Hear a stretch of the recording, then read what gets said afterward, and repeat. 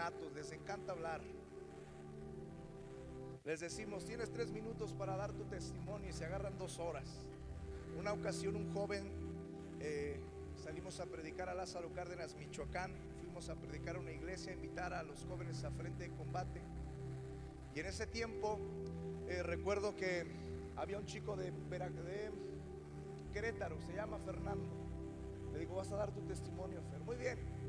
Y ahí estaba el buen Fer, listo para dar su testimonio. Le digo, tienes 3 minutos. Dijo, sí, no te preocupes. Pasa, hola, ¿qué tal? Buenas tardes, mi nombre es Fernando. Yo quiero darte mi testimonio de lo que Dios ha hecho. No me voy a tardar mucho, voy a ser breve. Todo comenzó cuando yo nací. No, hombre, el amigo se aventó 15 minutos hablando. Pero bueno, Dios se movió. Te invito a que ahí en tu lugar inclines un momento tu rostro y con tus propias palabras agradezcas a Jesús por la salvación que hoy te tiene aquí. Si bien muchos de nosotros probablemente en la semana nos enfrentamos a dificultades, adversidades, recordemos lo que nos enseñan las Escrituras, que los que amamos a Dios, todas las cosas nos son para bien, conforme a su propósito hemos sido llamados.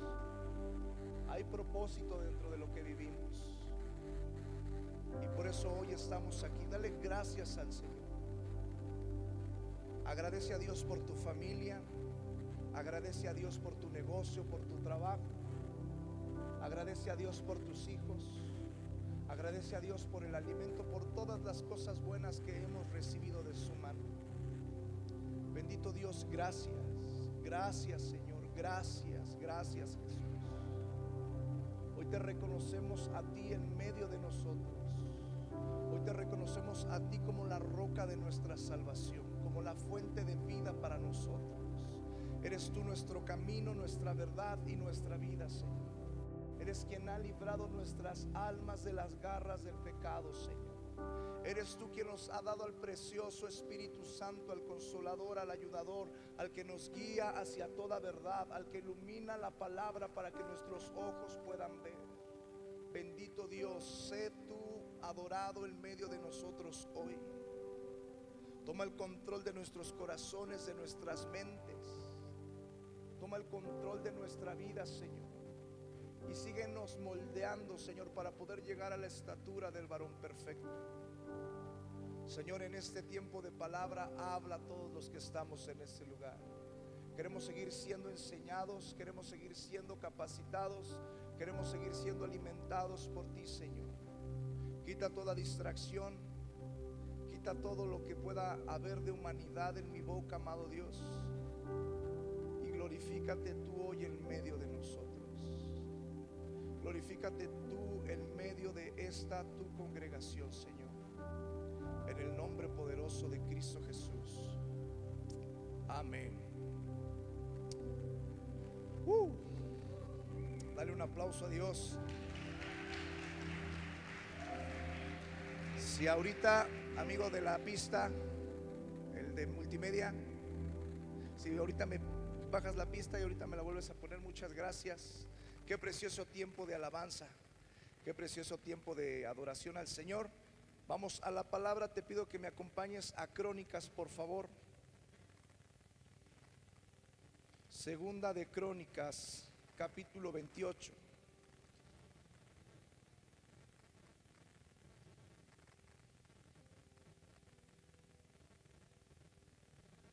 Quiero hablarte de una necesidad que veo en la sociedad, una necesidad que veo en la iglesia. Llevo ya 10 años, más de 10 años, sirviendo al Señor con mi pastor y mi pastora ahí en la ciudad de Pachuca, Hidalgo. Mis pastores son Héctor y Patti, los directores generales del ministerio. Ellos nos han dado la confianza y la dirección a través del Señor para poder trabajar con jóvenes. Y he visto, hay una carga y una necesidad, y he visto esta necesidad no solo en los jóvenes, sino dentro de la iglesia. Hay una problemática en la cual veo cómo los corazones se han acostumbrado a vivir de una manera incorrecta, cómo los corazones se han acostumbrado a hacer lo malo delante del Señor. Se nos hace normal ya muchas cosas. A la gente de afuera del mundo se le hace normal vivir una vida desordenada. Se les hace normal el alcoholismo, se les hace normal la drogadicción, se les hace normal la fornicación, se les hace normal todas estas cosas, se les hace normales los divorcios. Los divorcios no son normales. Se les hace normal el aborto, es parte de tu sexualidad. No, eso no es normal. Pero vemos cómo una generación está viviendo pensando que eso es correcto. Vemos a la gente que es normal ya poder tú decidir del sexo que tú quieras ser. Si quieres ser paleta, si quieres ser perro, si quieres ser gato, tú eres libre de decidir lo que quieras. Y eso no es normal. Vemos cómo está afectando a la sociedad. Ayer estaba con mis hijas un ratito en la noche viendo la tele y vimos un comercial de Tang, donde hay una persona, un muchachito pintándose en su cuarto encerrado, y que de repente entra su papá. O sea, ni siquiera nada de una cosa afuera, era un Tang, la bebida que tú tomas todos los días en la comida, siendo muy expresiva, muy open mind, pero eso no es normal. Y ¿sabes qué es lo peor de todo? Que a veces dentro de las iglesias ya normalizamos muchas de esas cosas. Y eso es muy triste. Y eso es muy duro. Porque no podemos vivir de esa manera, no podemos vivir de esa forma. Dios a través de las escrituras nos ha enseñado cómo tú y yo tenemos que caminar. Dios envió a su Hijo unigénito para que pudiéramos nosotros evitar esa problemática en nuestra vida. Dios nos dio al Espíritu Santo para que no camináramos en oscuridad, sino que camináramos en la luz. Y yo creo firmemente que se tiene que levantar una generación que viva de una manera correcta en medio de una sociedad tan corrompida. Dice aquí la palabra de Dios en 2 de Crónicas 28. De 20 años era Acaz cuando comenzó a reinar, y 16 años reinó en Jerusalén. Dice aquí: mas no hizo lo recto ante los ojos de Jehová como David su padre. Antes anduvo en los caminos de los reyes de Israel, y además hizo imágenes fundidas a los Baales. Quemó también incienso en el valle de los hijos de Hinnom, e hizo pasar a sus hijos por fuego, conforme a las abominaciones de las naciones que Jehová había arrojado de la presencia de los hijos de Israel. Ahí nos quedamos. Un rey llamado Acaz que no hizo lo correcto delante de Dios, que no caminó como su padre David. Tú te das cuenta que los hombres mayores ya están partiendo con el Señor. La gente ya mayor ya está falleciendo, los de 80, los de 90, gente que caminó respetando a sus padres. Que hay una generación que cuando saludaban a los abuelitos, beso en la mano. Una generación que tantito le decía algo a la abuela, cachetadón, porque tú respetas al abuelo. Pero ¿qué tal ahora los niños? Está hablando alguien y el niño entra, y ya no, ay, es que está chiquito, ¿verdad? Ay, es que pobrecito. No, qué pobrecito, qué chiquito. Tenemos que nosotros respetar las cosas como se nos han sido enseñadas. El respeto, la honra, el amor, eso no se puede perder. Pero hay una generación que ha dejado de vivir como las generaciones pasadas. Por eso la gente vivía 100 años, por eso la gente vivía 80 años, por eso la gente vivía mucho, porque había una honra y un respeto. Pero hay una generación, como te decía, que se despierta y ha dejado de vivir de esa forma, de esa manera. Aún a veces dentro de las iglesias dejamos de priorizar la oración. Eso no pasa aquí en San Luis, eso pasa allá en China, eso pasa allá en Pachuca, ¿ok? Dejamos de priorizar la oración, dejamos de priorizar las escrituras, dejamos de priorizar esto que es lo que nos ayuda. La palabra de Dios es la lámpara. Pero a veces nos enfocamos más en ver videos de gente que nos motiva a ser mejores cada día, ¿verdad? Y tenemos nuestra palabra motivacional del día, que esa nos alimenta en lugar de alimentarnos de las escrituras. Algo estamos haciendo incorrecto y algo nos está afectando.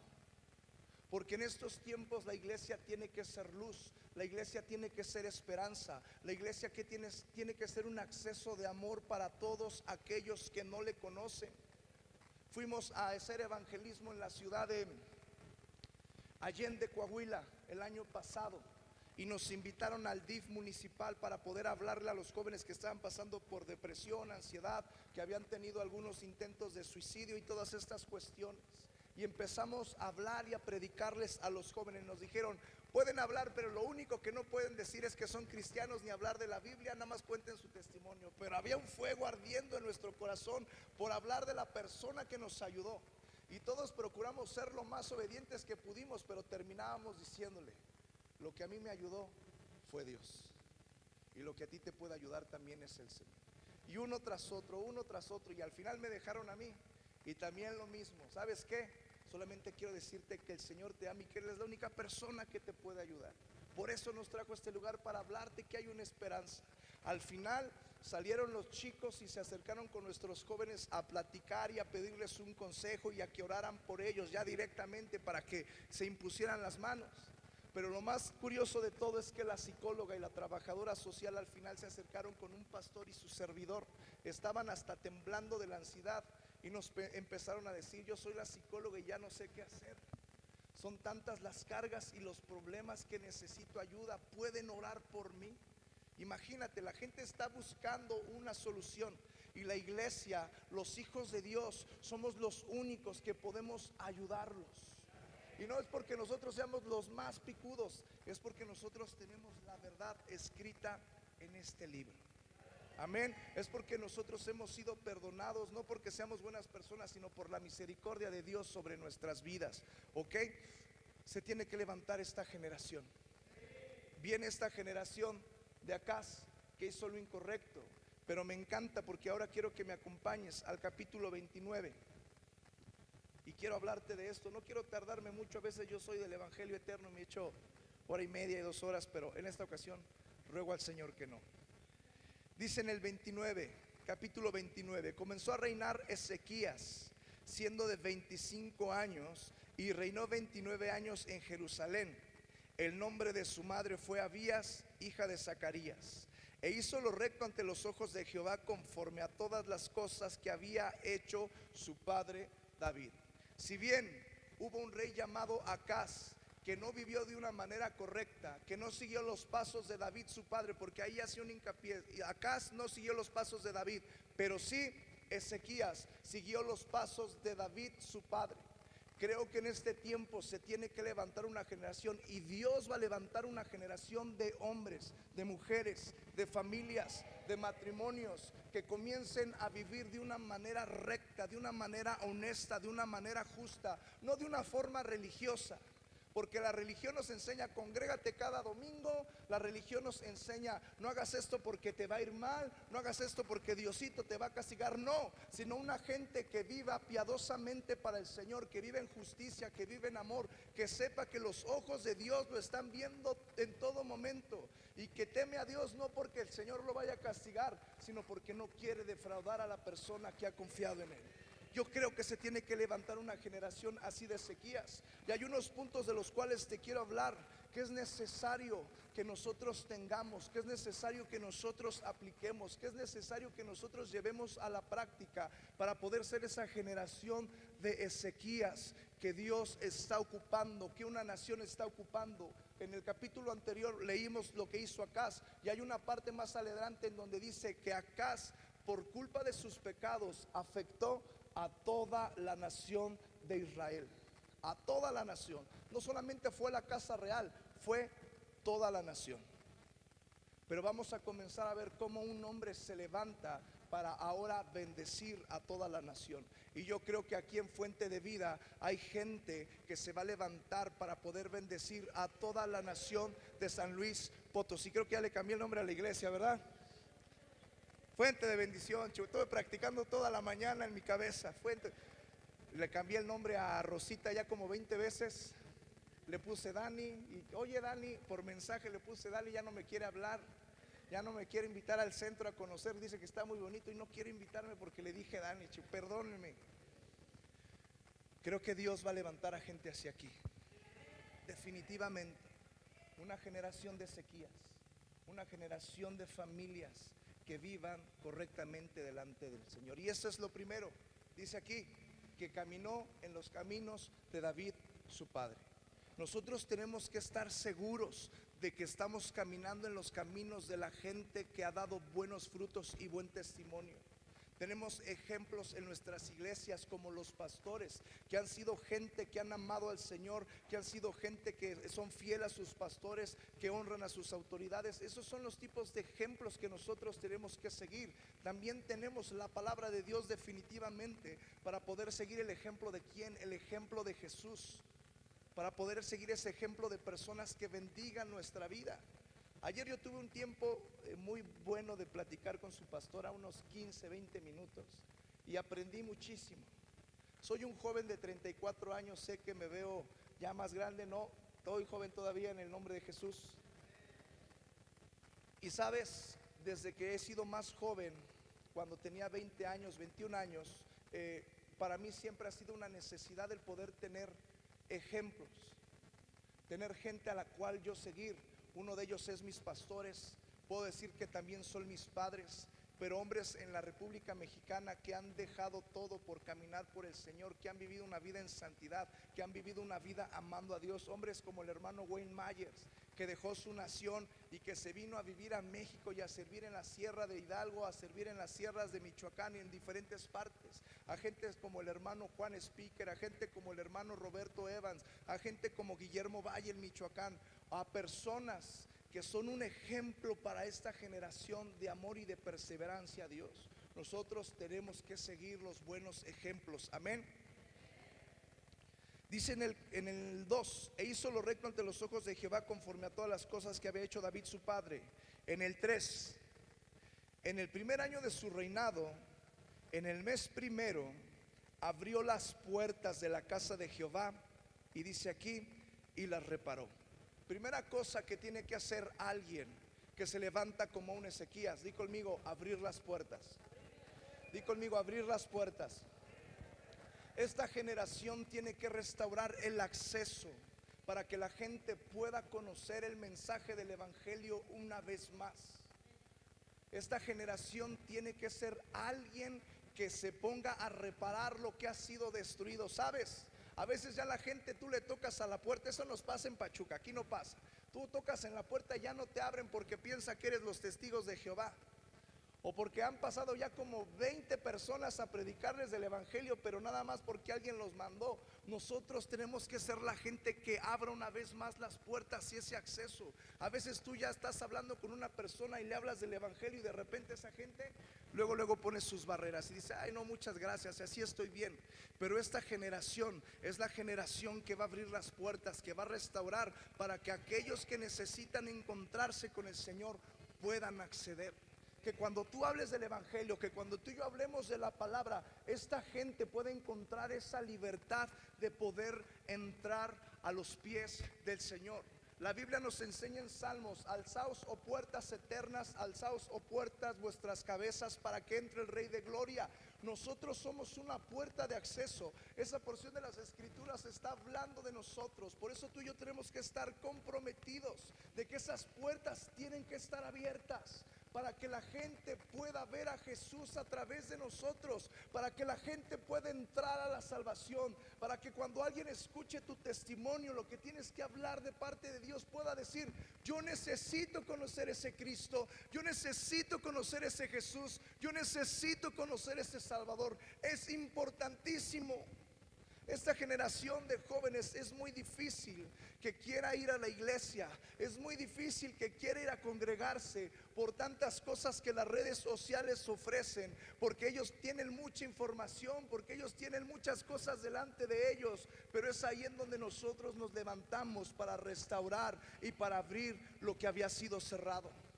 No podemos pretender que ya nada más nosotros tenemos este acceso. No, tenemos que abrir esa puerta de par en par para que más personas puedan venir al conocimiento de Jesucristo. Y Dios quiere usarte a ti y a mí, y Dios quiere usar esta preciosa iglesia, y Dios quiere usar a tu preciosa familia para que más personas puedan conocer este mensaje. Necesitamos restaurar las puertas, necesitamos abrirlas una vez más. Necesitamos invitar a los perdidos. Eso es lo que ocupa San Luis en este tiempo. Que las puertas sean abiertas una vez más. La gente está buscando algo. La gente está buscando respuestas. La gente quedó muy sentida de COVID. La gente quedó muy sentida de pandemia. Y aquí es donde la iglesia dice: vengan, acérquense al Señor, vengan, hay una esperanza. Hay gente que aún que vive en el mundo no está de acuerdo con las cosas que el mundo ofrece, pero no ha encontrado esa puerta abierta del evangelio para poder acceder y decir: aquí es el lugar en donde yo tengo que estar. Amén. Primera cosa, esta generación de Ezequías abre las puertas. Segunda cosa, dice aquí: hizo venir a los sacerdotes y levitas y los reunió. Déjame tomar agüita, porque di conmigo: hizo venir. Di conmigo otra vez: hizo venir a los sacerdotes y a los levitas. Sabes, no solamente es el tema de abrir las puertas, sino el asunto es de traer, de hacer venir. El asunto es de invitar. El asunto es de llevar. Esta generación que tiene puertas abiertas para que el mensaje del evangelio sea predicado, es esa generación que se tiene que levantar para ir por los que Dios quiere levantar. Allá afuera todavía probablemente uno de los predicadores que Dios vaya a usar para esta generación se está alcoholizando. Allá afuera probablemente una mujer que Dios va a usar para bendecir a más mujeres probablemente se siga prostituyendo. Pero es ahí en donde la iglesia, con puertas abiertas, hace venir a aquellos que Dios quiere levantar como sacerdotes, como levitas. Eso es importantísimo. La Biblia nos enseña que de lo vil y de lo menospreciado, yo digo aleluya.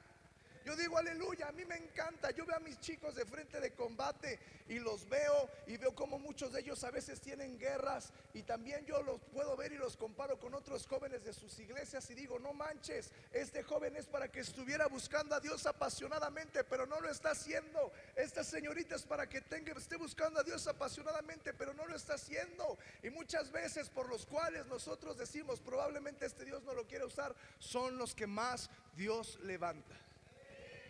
Tenemos que hacer venir a la gente. Tenemos que ir por ellos. Están las puertas abiertas, pero los traemos para que ellos puedan encontrarse con su Salvador y sobre todo para cumplir el propósito que Dios tiene para sus vidas. Eso es lo que hace una generación como Ezequías. Amén. ¿Me puedes poner ahora sí, amigo de multimedia, el pad?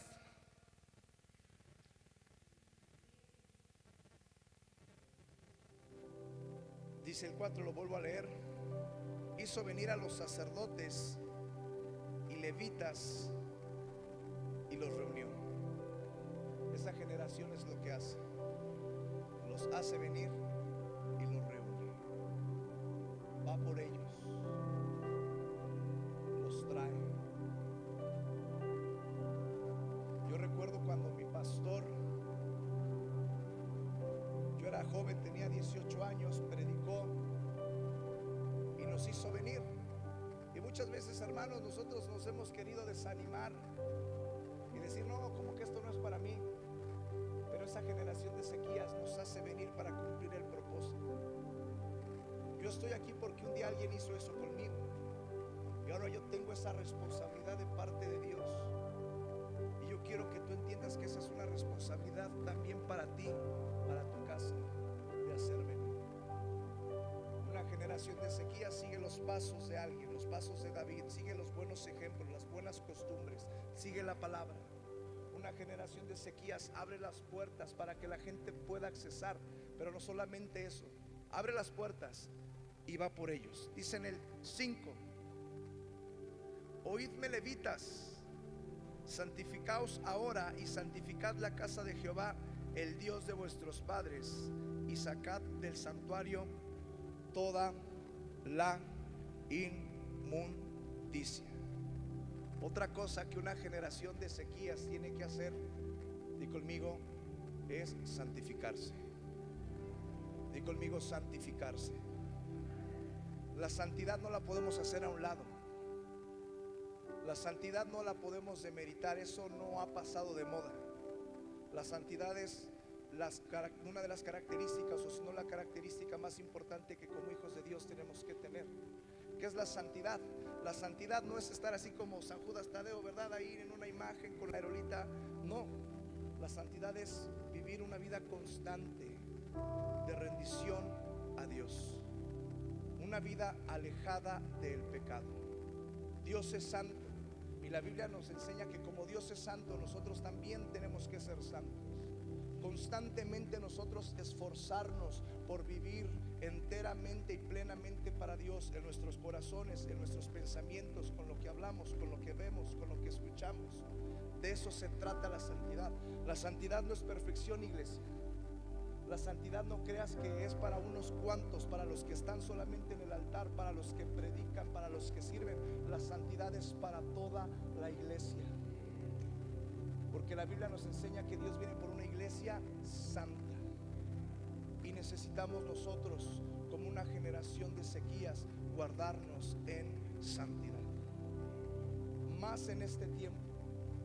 Tú ves a los testigos de Jehová en las calles y tú los identificas de volada, ¿verdad? Todos así con falda larga, los identificas porque traen su sombrilla, su bolsita y están tocando de 12 en 12. Estos son testigos de Jehová. Ves a los mormones, ¿verdad? Y ves al güerito y ves al morenito, camisita blanca con una plaquita. Estos son testigos, estos son, perdón, mormones, ¿verdad? Y unos ya más modernos ahí en Pachuca ya traen bicicletas, ya usan tablets. Dices, no, pues están muy modernizados, ¿verdad? Pero a los cristianos, ¿cómo podríamos identificarlos? Yo cuando salgo de la casa de ustedes allá en Pachuca, me gusta pensar lo siguiente: que toda la gente que sale los domingos por las mañanas es la gente que va a buscar al Señor. Pero después mi parte lógica dice, no, probablemente van a buscar barbacoa porque están crudos. Probablemente ya se van al balneario a nadar porque es día libre. ¿Cómo identificas al cristiano? ¿Por qué ora en lenguas?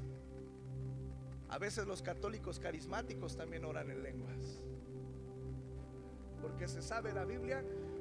Nos ponemos aquí a echar un round con un testigo de Jehová y a muchos de nosotros nos da 2, 3 cachetadas porque ellos saben mucha Biblia, muchísima Biblia, muchísima.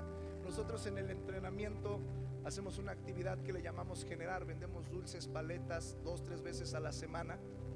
Y a mí me encanta cuando los jóvenes se encuentran con los testigos de Jehová, porque son sus, ¿cómo se llaman? Sparrings en el box.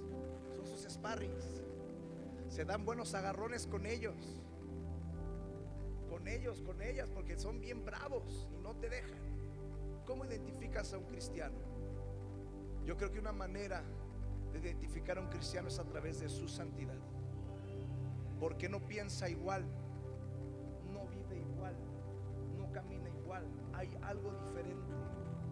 Y la santidad, iglesia, no es algo que tú y yo podamos producir por ser buenas personas. Hoy voy a ser santo porque quiero ser. No, la santidad es algo que tú y yo tenemos que pedirle a Dios, que a través de su Espíritu Santo nos santifique todos los días. Yo no puedo decir, Mato quiere ser, me dice el Mato quiere ser santo para agradar a Dios. Sí, está muy bien, pero yo no puedo producir la santidad en mí.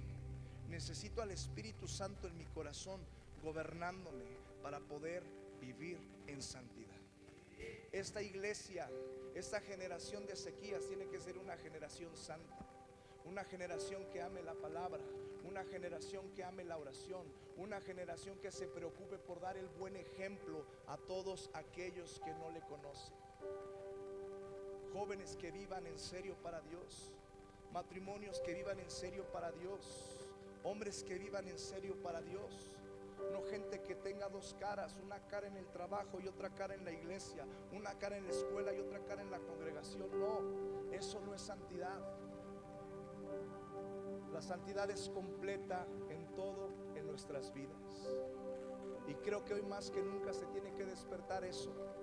Soy padre de 3 pequeñitas y a mí me preocupa demasiado. A mí me preocupa demasiado que ellas no reciban un buen ejemplo de mí. Y yo les podré decir muchas cosas, diría mi pastora, les podré decir misa, pero si no ven frutos de santidad en mi vida, va a venir alguien más a presentarles algo y probablemente sigan ese camino. Entonces yo tengo una responsabilidad como padre de seguir los buenos ejemplos, de vivir en santidad para poder mostrar esta santidad en mi casa. No es la perfección, te lo digo, no son los golpes de pecho, es seguir el ejemplo de Jesús, es dejar que Dios haga la obra. Es que si hoy fallaste, hoy dobles tus rodillas, le pidas perdón al Señor y mañana procures vivir de una forma diferente, no siendo la misma persona. Así hasta que estemos delante de su santa presencia diciéndole: Señor, aquí estoy, tú sabes cómo viví, tú conoces mi vida. Y que el Señor nos diga: bien, buen siervo y fiel, en lo poco fuiste fiel, en lo mucho te pondré, entra en el gozo de tu Señor.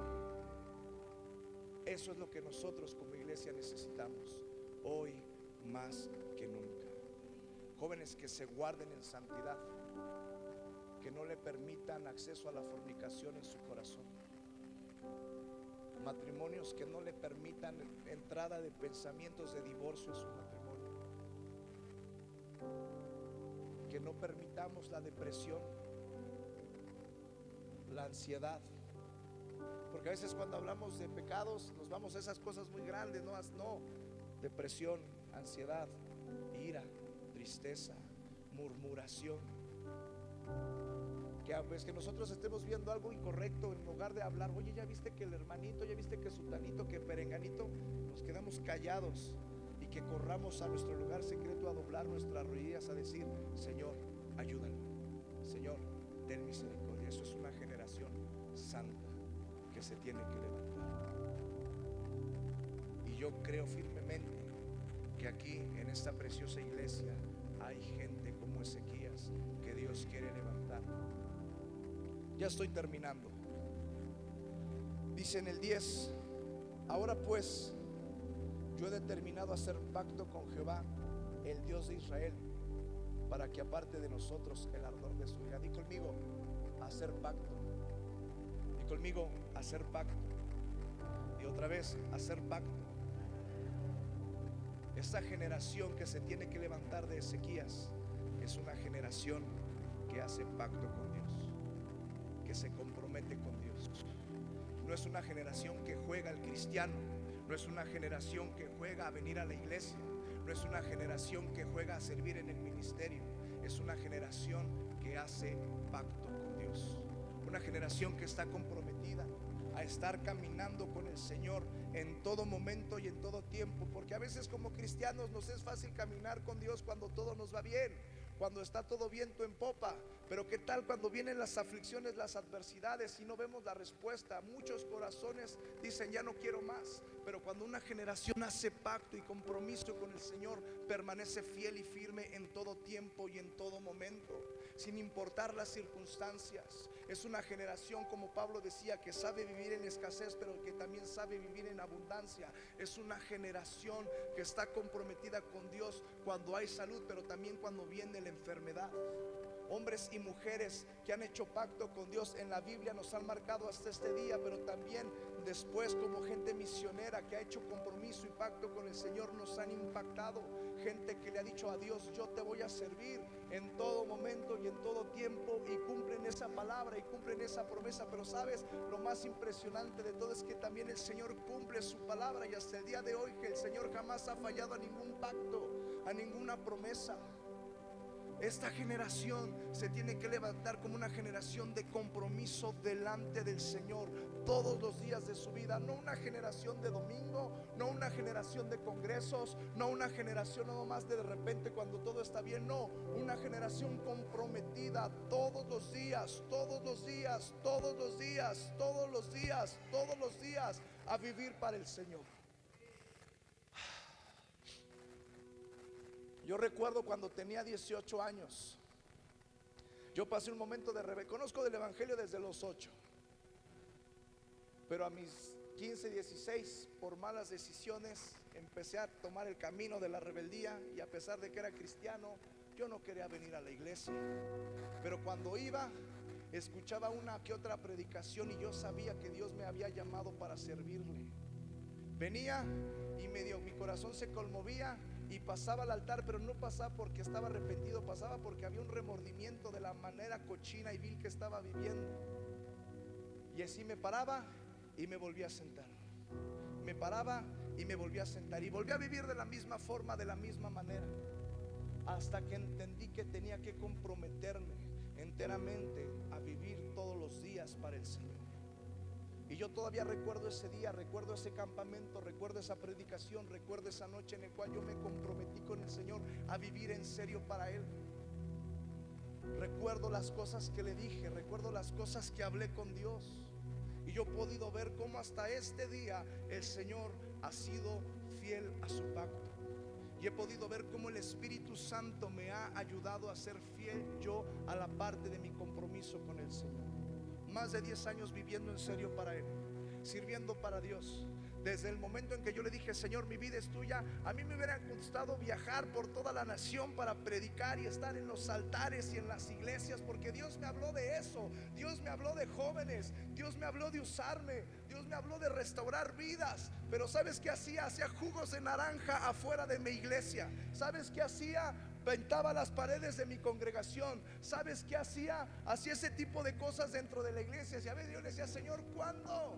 Dios me había prometido prosperarme y abrir las ventanas de los cielos. Y a veces llegaba el fin de mes y yo decía: Señor, mi cartera no está viendo ese compromiso, ¿cuándo? Pero entendí que yo hice un compromiso con Dios a ser usado por Él, a vivir para Él. Y dije: Señor, yo dije que en las buenas y en las no tan buenas, porque con Dios no hay malas, en las no tan buenas. Y he podido ver hasta este día. Tú no estás para saberlo, ni yo para contarlo, pero a principios de este mes el Señor a mi esposa y a mí nos regaló un viaje a Europa. No tuvimos luna de miel.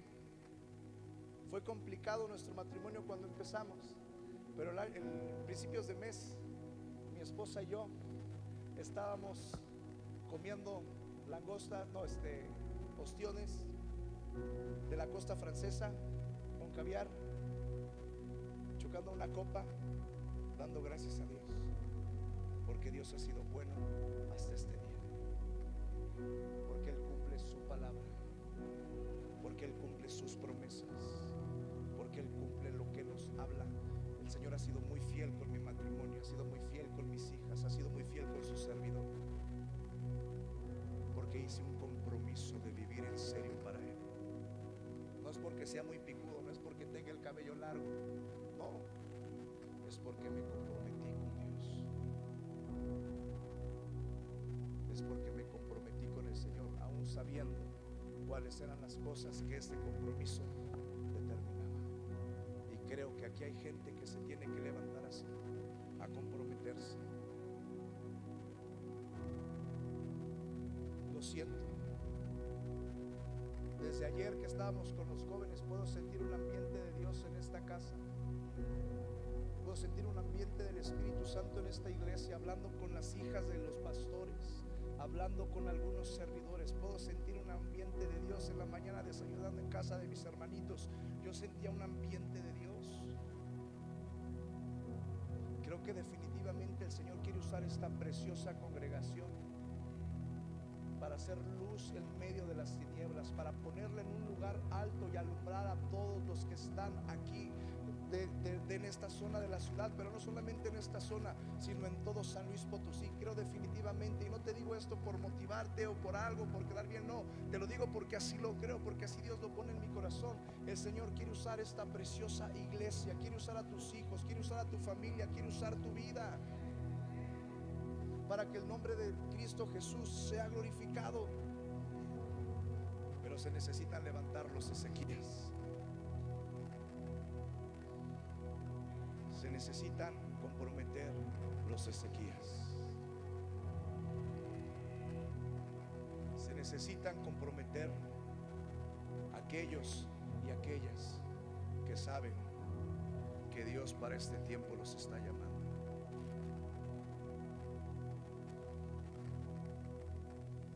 La pregunta es: ¿habrá alguien que entienda que Dios lo está llamando? ¿Habrá alguien que entienda la oportunidad que se está abriendo para su iglesia?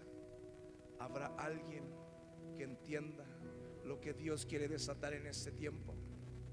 Yo ahí en tu lugar te invito a que te pongas de pie un momento, por favor.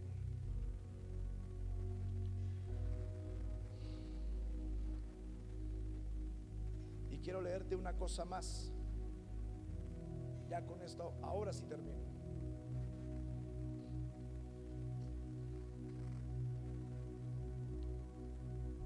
Dice en el capítulo 16, en el versículo, 16 del capítulo 29: y entrando los sacerdotes dentro de la casa de Jehová para limpiarla, sacaron toda la inmundicia que hallaron en el templo de Jehová al atrio de la casa de Jehová, y de allí los levitas la llevaron fuera al torrente de Cedrón. Di conmigo: el torrente de Cedrón.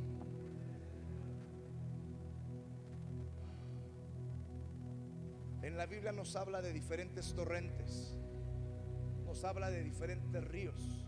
En Jerusalén, uno de los torrentes que cruzaba era el torrente de Cedrón. Los torrentes podrían correr todo el año o solamente en temporada de lluvia.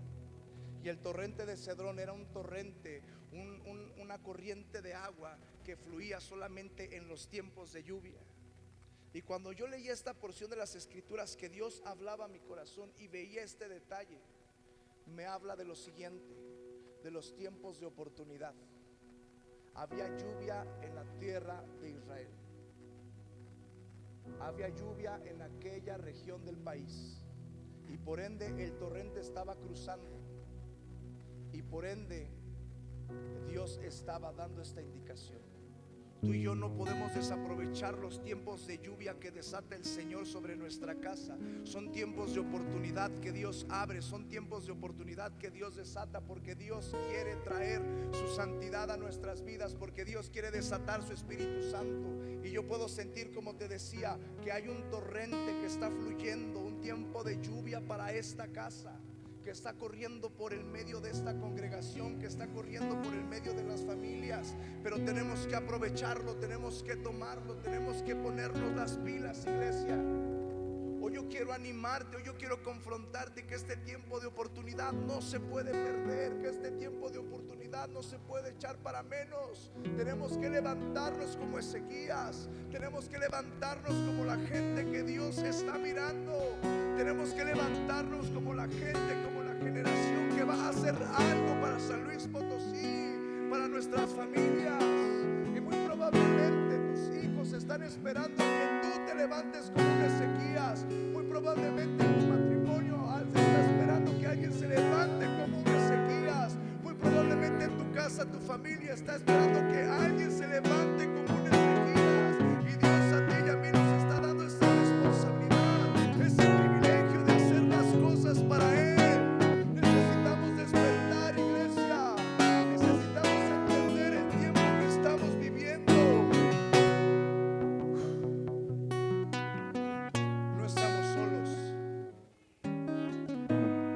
Dios está en medio de todo esto. ¿Y por qué te lo digo? Porque cuando yo estaba leyendo el significado del nombre de Ezequías, me bendijo y fue como un golpe del Espíritu, porque entendí que no son mis buenas intenciones, o no son mis ganas de ser alguien, o no son mis ganas de cambiar. No, es Dios detrás de todo esto, porque Ezequías significa Dios ha fortalecido. Dios quiere levantar una generación para fortalecerla, para ayudarla, para impulsarla, y que sea un referente para San Luis. Es el Señor, iglesia, es el Espíritu Santo, es el Dios vivo el que quiere levantarte a ti, el que quiere fortalecerte a ti, el que quiere usarte a ti. Es el Señor, es Dios, es Cristo, es el Espíritu Santo. Pero ¿qué vamos a hacer? ¿Qué vamos a hacer? A seguir viviendo como hemos vivido, a seguir pensando como hemos pensado. Si eso nos ha funcionado, así estamos bien. Yo no vengo a juzgar, yo no vengo a criticar, yo no vengo a señalar a nadie. Yo no conozco cómo tú vives, pero si así nos ha funcionado, así estamos bien. Pero si sabes que hay algo más de parte de Dios, que hay algo más del Señor para tu vida, si hay algo más del Señor para tus hijos, este mensaje es para ti. Una generación de Ezequías, una generación fortalecida por Dios, una generación de compromiso, una generación de santidad, de ejemplo para aquellos que no le conocen. Y yo quiero hacer un llamado a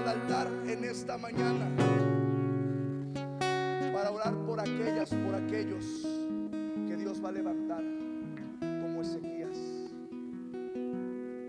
Levanta tus manos. Sharabacondo robro soto robro. Sharabracondo robro setere basoto robro bro. Sharabrama mama setere brasoto robro. A la cuenta de 3, tú vas a pasar al altar. No vas a pasar por compromiso. No vas a pasar porque va a pasar el de al lado. Vas a pasar porque sientes esa carga. Porque Dios te está hablando. Porque entiendes lo que Dios está poniendo delante de ti. Porque sabes que es necesario. Porque sabes que